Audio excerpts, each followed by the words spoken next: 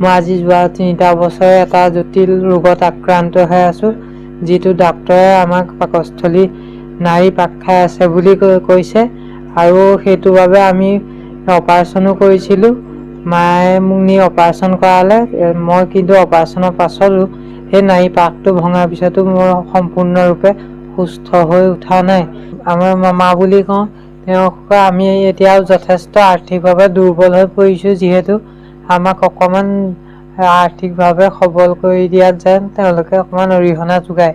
চিকিৎসা মেডিকেলত যোৰহাট মেডিকেল কলেজতে কৰি আছোঁ। তাৰপৰা এতিয়া লাষ্টত আৰু বেয়া বমি কৰিলত গুৱাহাটী উৎপলজ্যোতি ডেকাকো দেখুৱাই চাইছিলোঁ। তেওঁ দৰৱ খোৱাটো দৰৱ খাই থাকিলে ভাল হয়, আকৌ দৰৱ নাখালেই বমিটো আৰম্ভ হৈয়ে যায়। একো বস্তুৱেই খাব নাই, বিস্কুটেই ওলাই যায়।